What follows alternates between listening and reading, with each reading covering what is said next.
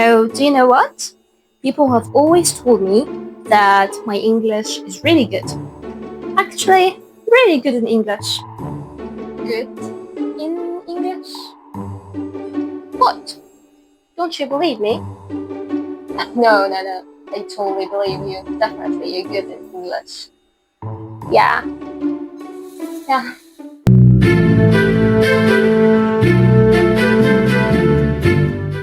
Hello everyone and welcome to our first YouTube video in Verse and Universe. Today we're going to be talking about the most 5 common mistakes that you probably do. Did you see that? I said that you probably do when I'm talking about mistakes. What it should be, make mistakes. You see, no one is safe. Now, if you asked yourself, what was wrong with the previous conversation, then this video might be for you. Let's start with our first mistake. I'm good in English. This should be corrected to be, I'm good at English, not in. Why is that? Because we use good at to talk about abilities. So you want to say that you can speak good English, you're going to say, I'm good at English. I'm good at English, not in.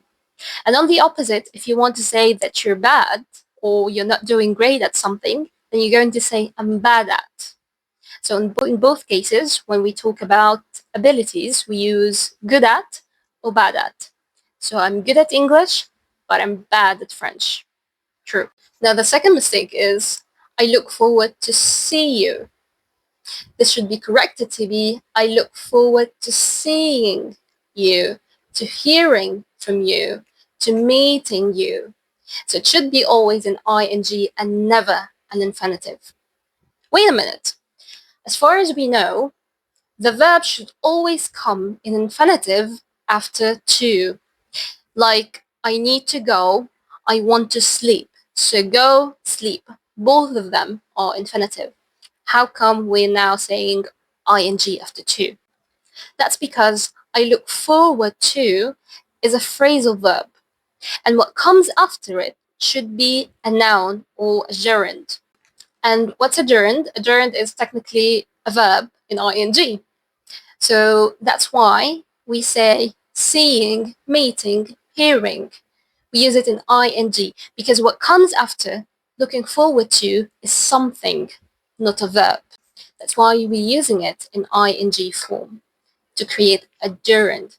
I look forward to something, to hearing, to seeing, to meeting, and never in infinitive. The number 3 is I'm used to play. I'm used to play. This one should be I'm used to playing tennis, football, or whatever. So why are we adding again an ing while it's to? There's to before the verb. Now, did you notice it says I am, I'm used to, not I used to. If I'm going to say I used to play, this one is correct. But if I'm saying I'm used to, then it should be playing, not play. What's the difference between both of them? I used to do something, that means I used to do it in the past, but I'm not doing it in the present. For example, I used to play tennis, that means I played tennis in the past, but I don't play tennis now. On the other hand, when I say I'm used to play tennis, that means I played tennis before, I'm still playing tennis right now. That's why it's going to be I'm used to playing tennis with the ing because it's continuous, it's still going on. Number 4 is discuss about. Discuss about. So what's the mistake here?